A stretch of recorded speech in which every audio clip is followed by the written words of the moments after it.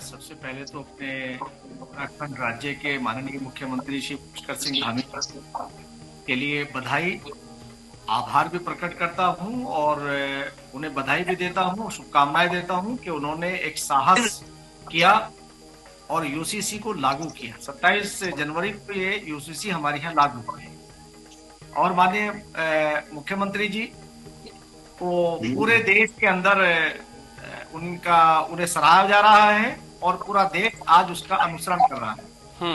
अब मैं इस पे बात करना चाहता हूं कि जो आपने कहा कि यूसीसी पहले तो ये तय करें कि किसके खिलाफ है, किसी धर्म के खिलाफ है। इस्लाम के यूसीसी इस्लाम के किसी भी प्रावधान से उसका टकराव नहीं है। यूसीसी एक ऐसा कानून है जो सेकुलर कानून है, जिसे हमारे प्रधानमंत्री श्री नरेंद्र मोदी जी ने 15 अगस्त को लाल किले की प्राचीर से कहा था कि एक ऐसा कानून जो सेकुलर कानून होगा, जो सबके लिए अच्छा होगा।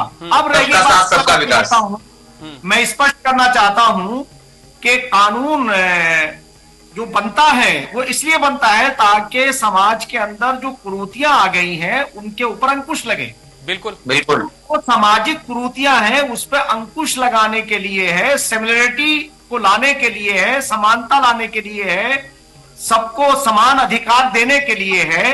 अब जैसे मैं आपको बताऊं मिसाल के तौर से कि 3-4 प्रावधान का मैं जिक्र करता हूं जो इस्लाम के बारे में लोग बात कर रहे हैं कि 3 तलाक 3 साथ एक साथ तलाक कहना ये इस्लाम में सबसे ज्यादा नापसंदीदा है। यानी उस ईश्वर को ये बात पसंद नहीं है जो हम सबका है। पहली बात तो ये कि ईश्वर सबका है, हम सबका मालिक है वो, तो वो उसे ये चीज पसंद नहीं है कि परिवार में विच्छेद हो, बल्कि परिवार सुचारू रूप से चले और उनके अंदर एक ऐसा भाव पैदा हो कि अलगाव की कोई चीज ना हो। तो मुफ्ती साहब, यही तो सरकार की पहल देखी जा रही है। सरकार ने भी तो वही काम किया है कि सबको एकजुटता के साथ धर्म और जाति को कहीं कैटेगरी में डाइवर्ट नहीं किया है, सबको एक समान ही तो लाने का काम किया है।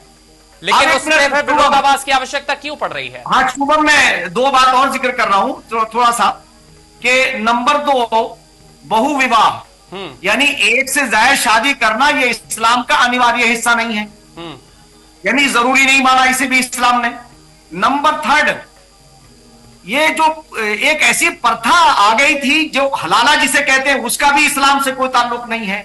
इन्होंने इन तमाम कुप्रथाओं को जो शामिल किया था उनके ऊपर अंकुश लगेगा। अब आगे आइए, आपके रिलेशनशिप के अंदर जो हमारी बच्चियां जिनका मर्डर कर देते थे, आपने सुना होगा एक बहुत चर्चित केस है श्रद्धा वाला, आफ्ताब का और श्रद्धा का।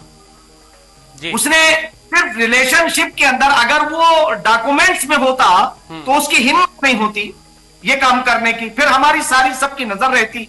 अब ये सारे ऐसे प्रावधान इसमें हैं। और मैं एक बात कहना चाहता हूं, जो लोग ये कहते हैं कि क्या कहीं मुसलमानों को टारगेट करके किया जा रहा है, बिल्कुल नहीं, कतई नहीं। उन लोगों को समझने की जरूरत है जो